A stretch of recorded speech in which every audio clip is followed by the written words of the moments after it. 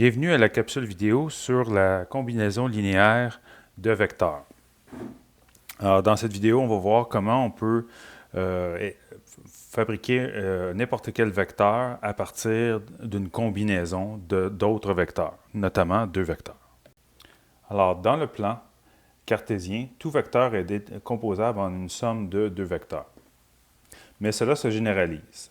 Alors, si on a un espace vectoriel, donc l'espace où on définit nos vecteurs, qui a plus que deux dimensions, nous, on va se contenter de deux dimensions, mais je veux que vous compreniez la façon générale.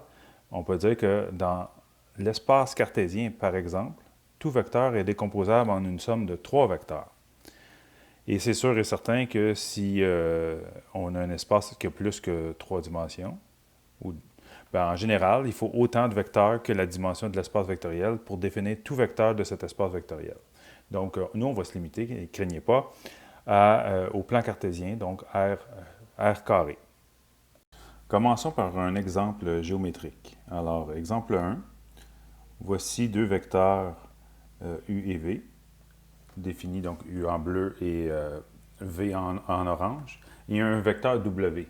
Alors, ce qui nous intéresse ici, c'est d'être capable de définir W comme une combinaison linéaire des vecteurs U et V. Donc, en les mettant bout à bout, un certain nombre de vecteurs U et W, il est possible d'obtenir le vecteur W sous la forme d'une combinaison linéaire de U et de V. Donc, géométriquement, ça ressemble à quoi? Là, on voit que U s'en va dans cette direction-là, et V s'en va dans cette direction-là. Alors, ce qu'il faut faire, c'est les combiner pour y arriver. Et des fois, comme l'exemple que je vous propose ici, donc voilà, on s'aperçoit ici que le vecteur V s'en va dans la bonne direction pour être capable de définir W. Mais lorsqu'on aligne un certain nombre de fois V, si on veut être capable d'en arriver à W, il faut inverser la direction du vecteur U. Et ici, j'ai pris un exemple où les scalaires sont des nombres entiers. Alors, on a besoin de 4 fois le vecteur V et 3 fois l'opposé du vecteur U pour définir le vecteur W. Ça ne sera pas toujours le cas.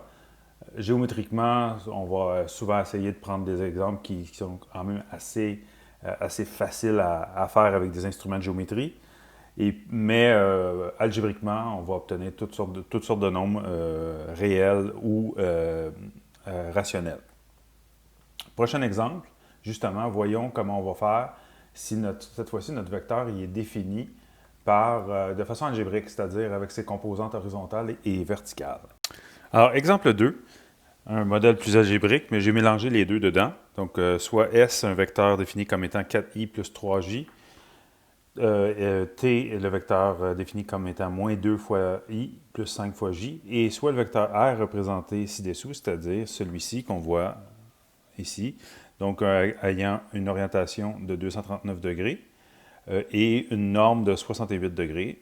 Et la question est d'exprimer ce vecteur R comme une combinaison linéaire de S et de T. Donc, combien de fois S et combien de fois T seront nécessaires pour aller, exprimer celui-ci comme étant une addition, une addition de un certain nombre de vecteurs S et T, donc une combinaison linéaire. D'abord et avant tout, on va les exprimer S, T et R de façon plus concise. Alors, S, on va l'écrire avec les composantes de cette façon, en utilisant cette notation, 4 et 3. T, c'est moins 2 et 5. Et le vecteur R, on fait la même chose en se servant de cette relation-là, cette définition, un vecteur est toujours défini comme composante horizontale la norme du vecteur fois le cosinus de son orientation. Et voilà pour le composante horizontale. Et verticale, la norme du vecteur fois le sinus de son orientation. Alors, on commence. Alors, on a 68. Cosinus de 239 degrés. Clairement, ça va donner quelque chose de négatif, puisque, si on regarde ici, 239, donc le cosinus, c'est la composante horizontale, donc ça c'est positif, et ici c'est clair que ce sera négatif. Et lorsqu'on fera le sinus de 239 degrés, ça va aussi nous donner quelque chose de négatif parce qu'on est en dessous. On s'attend à ça d'obtenir 2 négatifs. Donc 68 sinus de 239 degrés. Je pourrais le calculer exactement.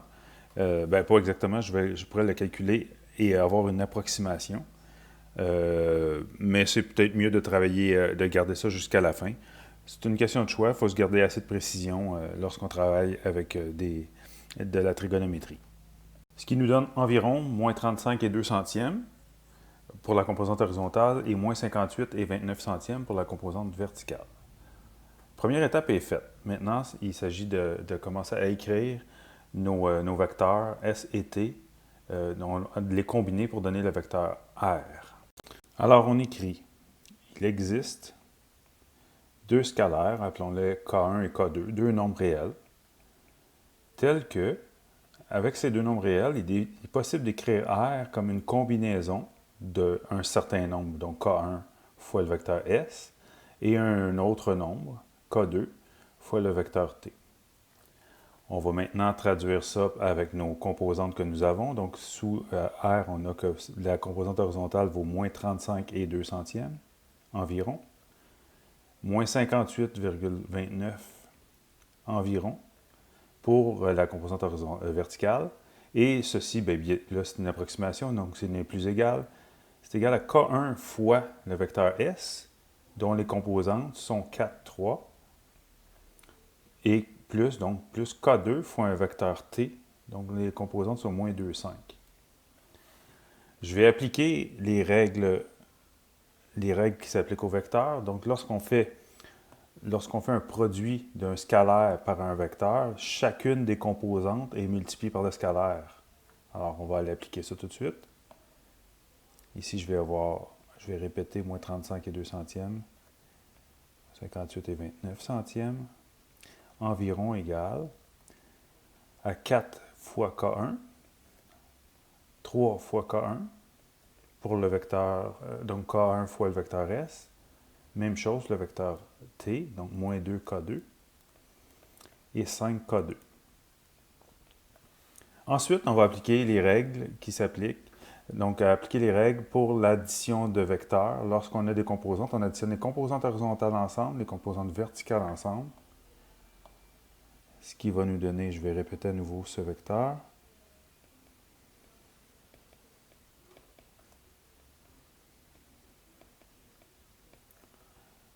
C'est environ égal à 4K1 plus moins 2K2 parce que j'ai additionné les deux composantes horizontales. 4K1 et moins 2K2. Je fais la même chose les composantes verticales, 3K1 plus 5K2.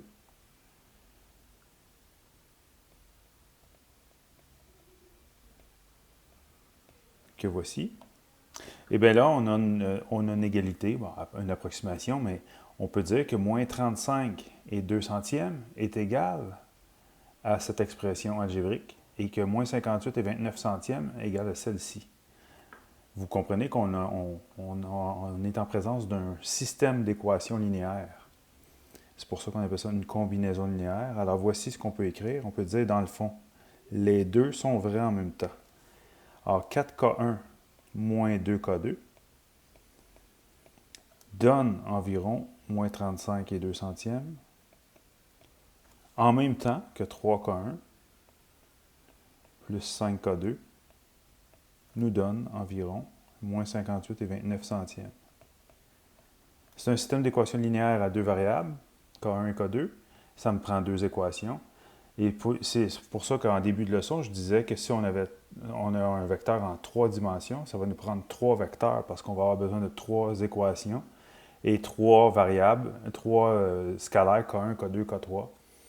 Et ça se généralise. Alors, ceux d'entre vous qui auraient l'immense plaisir et privilège de continuer à faire des maths, vous allez voir avec les matrices qu'on peut vraiment travailler en n dimensions pour résoudre ce genre de système-là. Alors, on y va de la méthode de notre choix pour poursuivre. Alors, ici, il m'apparaît plus simple pour moi, mais c'est vraiment une question de choix, d'y aller par réduction. Alors, par réduction, on va se rappeler qu'on va multiplier une ou les deux équations de façon à pouvoir réduire, c'est-à-dire éliminer une des deux inconnues. Alors ici, j'ai 4K1 et 3K1 là. Si je voulais éliminer les K1, ben, je pourrais multiplier la première équation, par exemple, par 3, j'obtiendrais 12K1, et la deuxième par 4, j'obtiendrais 12K1 aussi.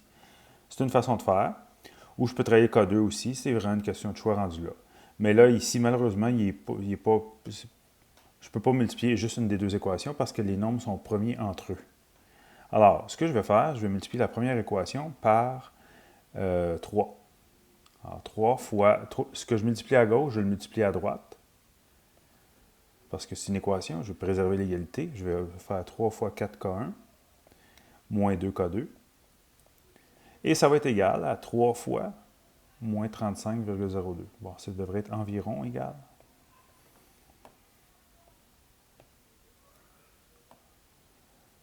Voilà. On va être rigoureux. Et j'ai dit qu'en même temps, on allait faire en sorte qu'on puisse éliminer, le choix que j'ai fait, éliminer K1. Alors, je vais multiplier la deuxième équation par 4. Ce que je fais d'un côté, je le fais de l'autre. Pour préserver l'égalité. Donc, 3K1 plus 5K2 est environ égal au quadruple de moins 58 et 29 centièmes. Parfait. Alors, on va réécrire ça de façon à pouvoir éliminer K1 comme j'ai planifié de le faire. Ce qui me donne, toujours équivalent, 12K1 moins 6K2, j'ai distribué, est égal au triple de moins 35,02, c'est-à-dire moins 105,06 pour la première équation. La seconde, j'ai oublié mon accolade. La seconde équation, ça va me donner 12K1, c'était mon plan, plus 20K2, 20 je dis, 20K2, ce qui est environ égal au quadruple de moins 58,29, moins 233,16. Alors le choix que j'ai fait, c'est d'éliminer K1. Alors ce que je vais faire, c'est que je vais faire une soustraction terme à terme de chaque membre de l'équation pour pouvoir déterminer les deux inconnus. Alors, 12K1 moins 12K1, j'en ai plus. Ici, j'ai moins 6K2 moins 20K2. On n'oublie pas qu'on soustrait un tout. Alors, moins 6 moins 20, ça fait moins 26K2, qui va donner environ égal à, toujours la même chose, moins 105,06, duquel je retranche moins 233,16, qui me donne environ 78 et 1 dixième, et non pas 0, et 1 dixième. Voilà. Donc, je peux dire que K2 est environ égal à 78,1 divisé par moins 26, c'est-à-dire environ moins 3. J'ai trouvé K2. Je me sers maintenant de ça pour déterminer K1. Alors, je le remplace dans une des deux équations. En K1, pour trouver K1, je vais le remplacer ici. Alors, disons 12K1, pardon, j'ai 12K1 moins 6K2. Alors, 6K2 égale moins 105 et 6 centièmes. Je l'ai remplacé dans la première équation. J'aurais pu remplacer dans la deuxième, c'est pas grave, c'est une question de choix. Alors, je remplace par moins 3 à cet endroit. Et ce qui me donne 12K1 moins 6 moins 3, donc plus 18, égale à moins 105,06, moins 18 de chaque côté. J'ai donc 12K1 et égal à moins 123,06. Et je divise par 12 de chaque côté et j'obtiens environ K1 environ égal à moins 10 et 26 centièmes. Donc, j'ai ce qu'il faut pour exprimer mon vecteur. Alors, on peut dire en finale que le vecteur R peut être défini de la façon suivante. Environ, c'est environ, égal à moins 3, c'est K2, pardon, moins 10,26 fois le vecteur S, et moins 3 fois le vecteur t. Donc, exprimé comme une combinaison linéaire de deux vecteurs. Alors voilà, c'est comme ça qu'on y va avec la méthode géométrique. Ça va toujours nous donner un système d'équations linéaires avec deux inconnus, qui sont les deux scalaires qu'il faut multiplier au vecteur pour obtenir le vecteur qu'on veut exprimer par une combinaison linéaire. J'espère que c'est clair pour vous. Sinon, n'hésitez pas, je suis toujours disponible pour les questions.